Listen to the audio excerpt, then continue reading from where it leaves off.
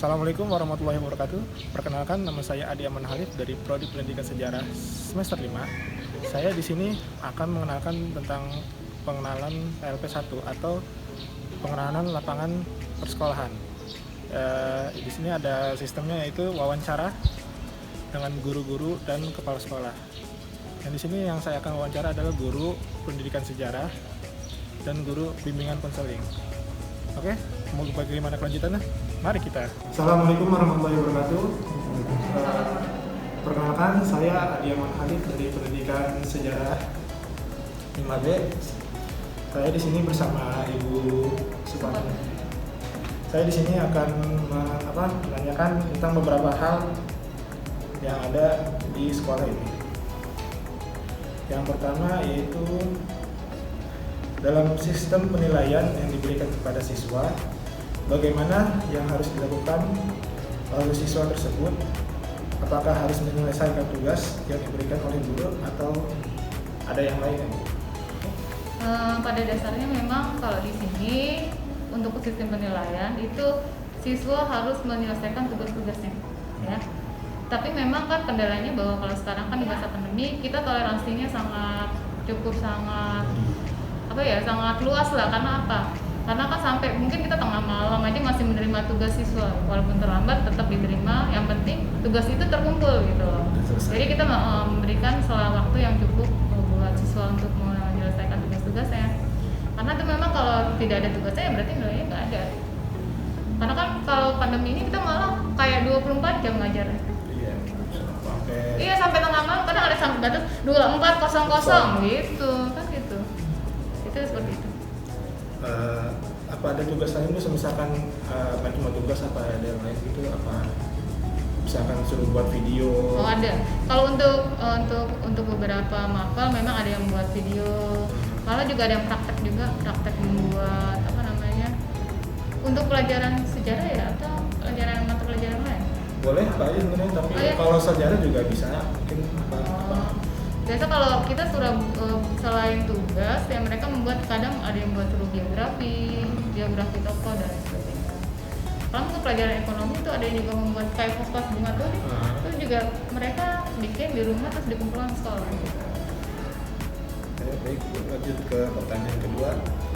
Dalam sistem kurikulum yang digunakan oleh sekolah, bagaimana cara Ibu Supatri ini menerapkan pembelajaran sosiologi kepada siswa di sekolah atau pembelajaran sejarah?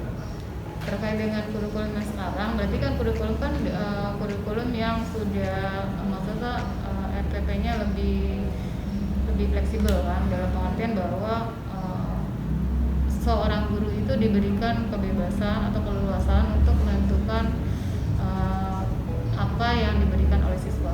Jadi tidak hanya menyelesaikan materi, tetapi lebih kepada dilihat kebutuhan siswa, terus juga terkait dengan harus ada partisipasi siswa juga sama partisipasi orang tua, ya. Jadi melibatkan semuanya kalau yang sekarang, ya. Jadi dilihatnya bukan menuntaskan materi, tapi lebih kepada dilihat kebutuhan siswanya apa, terus juga kalau dulu kan kita dikejar harus sudah selesai nih kan, kalau ini kan enggak. Jadi lebih fleksibel sih menurut saya. Harapan seperti itu. Jadi kita tidak materi harus habis, enggak. Penting paham sih. Ya, yang penting bagaimana siswa itu lebih paham. Jadi kalau dia belum paham, kita nggak akan ke berikutnya, tetap di situ aja. Karena memang tuntutan di kurikulum sekarang tidak seperti itu. Lanjut pertanyaan yang ketiga, bagaimana cara Ibu memberi semangat atau motivasi kepada siswa agar semangat dalam belajar sosiologi maupun sejarah dalam daring maupun langsung di sekolah? Biasanya gini, kalau misalnya siswa yang bersangkutan, misalnya kalau dia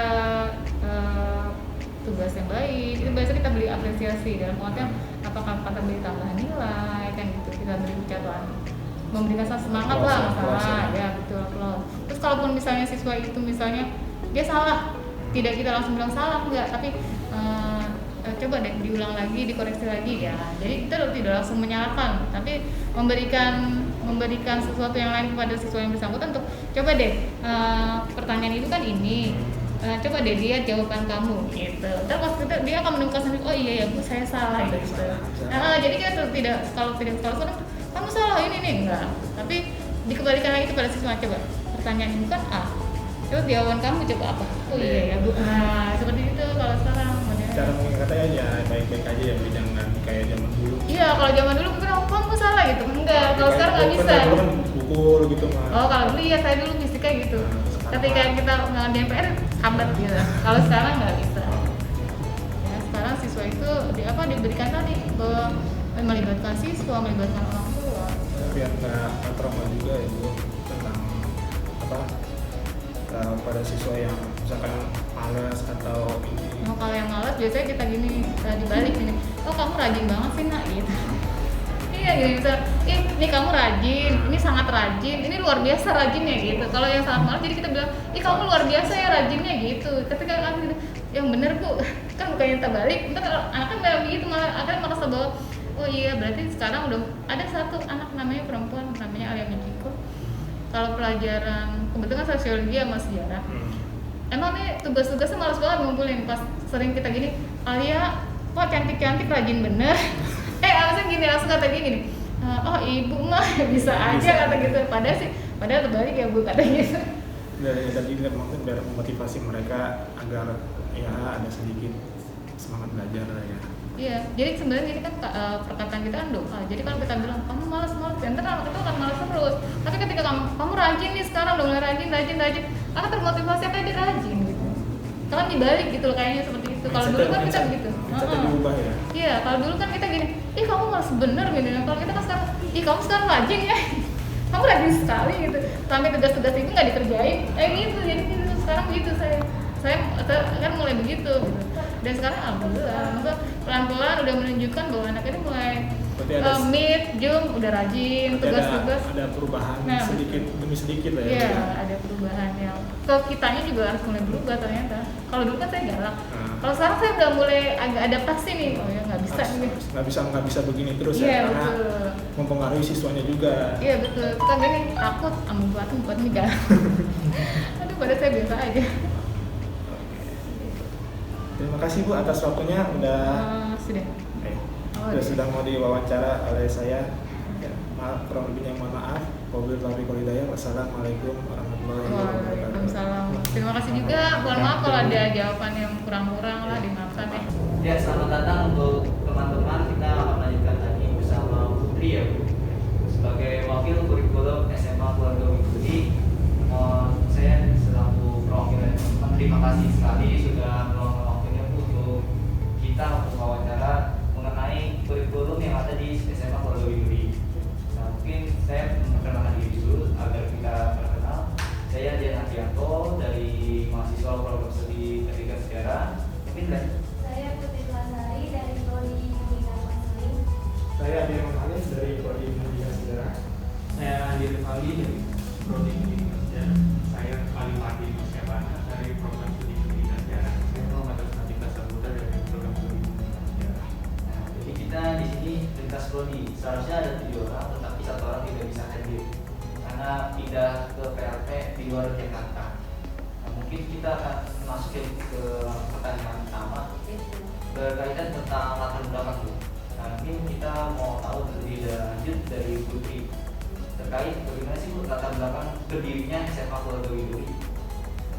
Latar belakang tentang berdirinya SMA Keluarga Widuri mungkin beberapa tahun lalu ya, bahwa sekolah ini berdiri karena para pejuang wanita menginginkan bahwa putri-putri Indonesia terutama ya itu bisa maju, bisa memberikan pendidikan yang baik.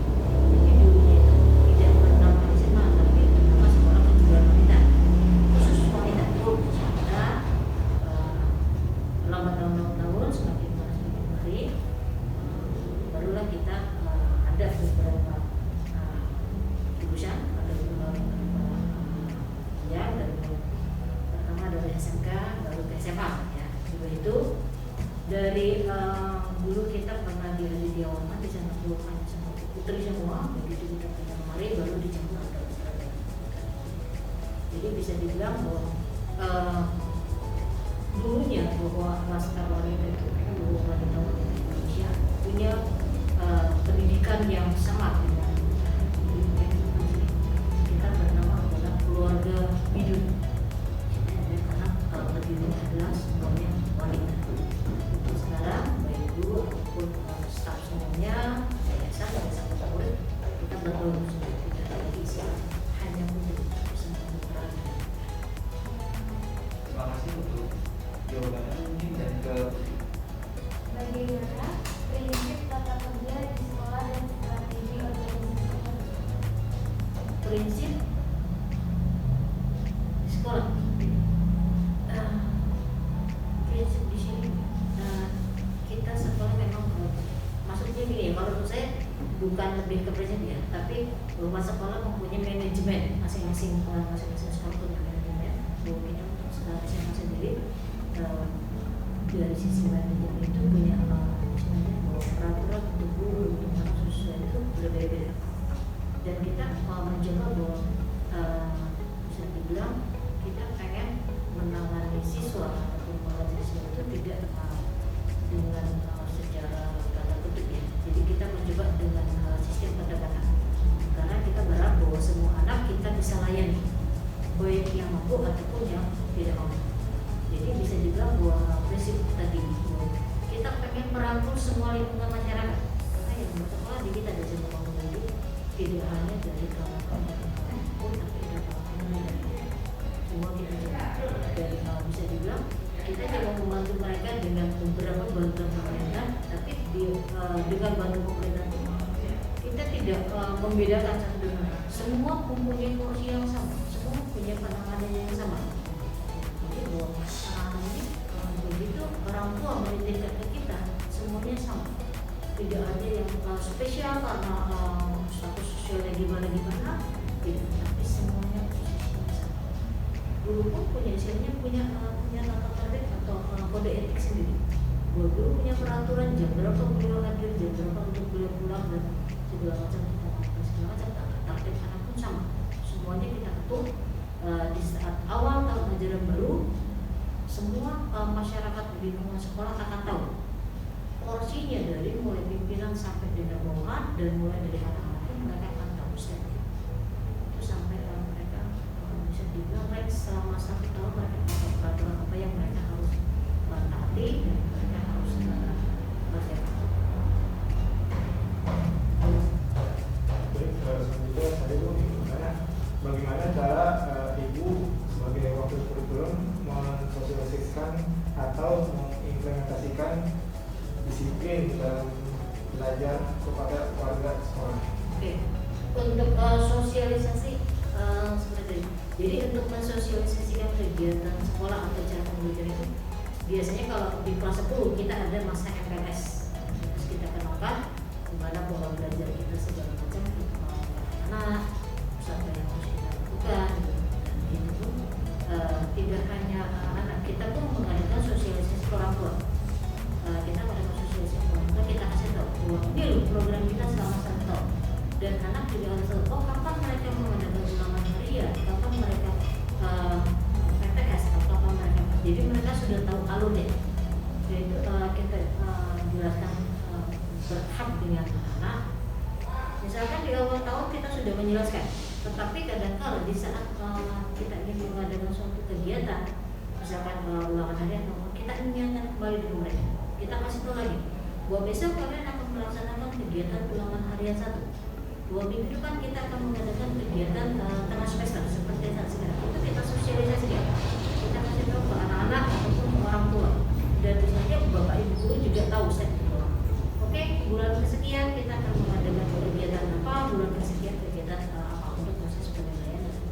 Itu yang sudah sekian lama kita coba lakukan pada orang tua, supaya kalau misalkan hanya dilakukan di awal tahun, saya berpikir kalau di awal tahun nanti mereka akan lupa. Tapi kalau sudah mendekati, biasanya 2 minggu sebelum kita mengadakan Zoom ya, dengan pertama dengan guru untuk kesiapan untuk pembelajaran macam. Seminggu sebelum kita sosialisasikan lagi anak dengan orang tua. Minggu depan kita akan mengadakan kegiatan penilaian. Selanjutnya terkait